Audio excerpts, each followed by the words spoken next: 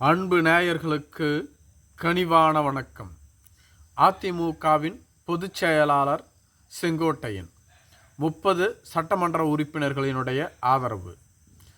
அதிமுகவில் திடீரென மீண்டும் உட்கட்சி பூசல் நிலவத் தொடங்கியுள்ளது.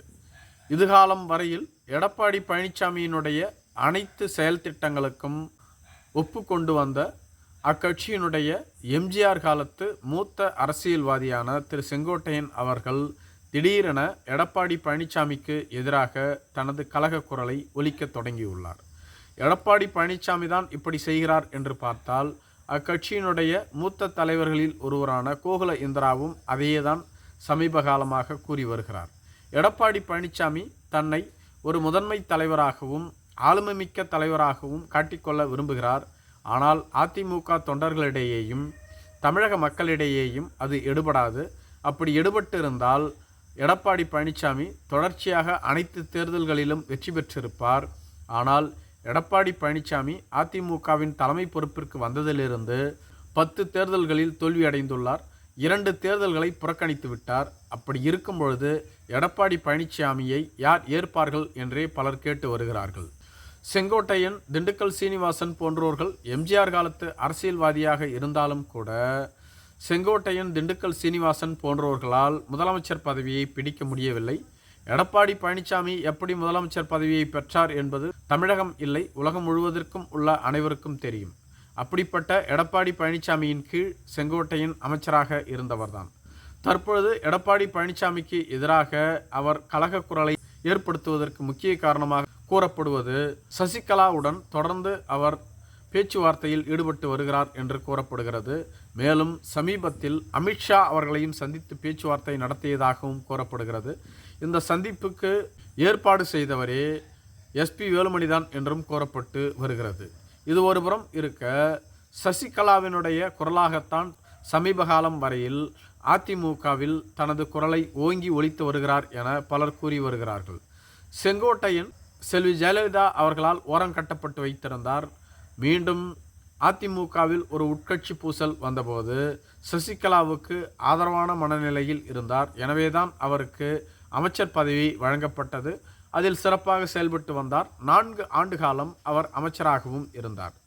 இப்படிப்பட்ட சூழ்நிலையில் முதலமைச்சரான எடப்பாடி பழனிசாமி அவர்களோ செங்கோட்டையனை கண்டுகொள்ளவே இல்லை. இருப்பினும் தமக்கான அமைச்சர் பதவியில் அவர் சிறப்பாக செயல்பட்டு வந்து கொண்டுதான் இருந்தார். ஆனால் 4 நாட்களுக்கு முன்பாக அத்திக்கடவு அவிநாசி திட்டத்திற்கான பாராட்டு விழா நடைபெற்றது. திமுக ஆட்சி காலத்தில் இது முடிவு பெற்றாலும் கூட இதை தொடங்கி வைத்தவர் செல்வி ஜெயலலிதா அவர்கள்தான். எனவே அதிமுகவிற்கான பாராட்டு விழாவை அப்பகுதியில் உள்ள விவசாய சங்கத்தினர் முன்னெடுத்தார்கள். அந்த பாராட்டு விழாவிற்கான அழைப்பிதழ் செங்கோட்டையனுக்கு வழங்கப்பட்டிருந்தது. அந்த அழைப்பிதழில் அத்திக்கடவு அவிநாசி திட்டத்தை தொடங்கிய செல்வி ஜெயலலிதாவினுடைய பெயர் இடம்பெறவில்லை. அதிமுகவினுடைய நிறுவன தலைவரான பொன்மலச்செம்மல், புரட்சி தலைவர் டாக்டர் எம்ஜிஆர் பெயரும் இடம்பெறவில்லை. இவர்களது பெயர் இடம்பெற வேண்டும் என நான் கேட்டுக்கொண்டிருந்தேன். நான் கேட்டுக்கொண்டும் கூட இவர்களது பெயர்கள் இடம்பெறவில்லை. அப்படியென்றால் எடப்பாடி பழனிசாமி தன்னை ஒரு முதன்மையான ஆளுமை என உணர்கிறாரா, அல்லது இந்த கட்சியை வழிநடத்திய தலைவர்களை விமர்சனம் செய்கிறாரா, அல்லது உதாசீனப்படுத்துகிறாரா என எனக்கு தெரியவில்லை. செல்வி ஜெயலலிதா அவர்கள் அதிமுகவினுடைய தலைமை பொறுப்பில் இருந்த வரையிலும் எம்ஜிஆரை எங்கேயுமே விட்டு கொடுத்தது இல்லை. ஏனெனில் எம்ஜிஆர் மீது அவருக்கு ஒரு தனிப்பட்ட பாசம். மேலும் எம்ஜிஆரால் கட்டமைக்கப்பட்டதுதான் இந்த கட்சி என்பது அவருக்கு தெரியும். எடப்பாடி பழனிசாமி சந்தர்ப்ப சூழ்நிலையில் சமயோஜித புத்தியாலும் கட்சிக்கு வந்தவர். அவர் பலரை துரோகம் செய்து படுகுழியில் தள்ளி முதன்மை பொறுப்புக்கு வந்தார். ஆனால் அவர் தன்னை அதிமுகவினுடைய முதன்மை தலைவராக முன்னிறுத்துவதை எவரும் ஏற்றுக்கொள்ள மாட்டார்கள். அதை இன்னும் உணராமல் தொடர்ந்து கொண்டிருப்பதை என்னால் ஏற்றுக்கொள்ள முடியவில்லை என்பதுதான் செங்கோட்டையனுடைய கூற்றாக இருந்து வருகிறது.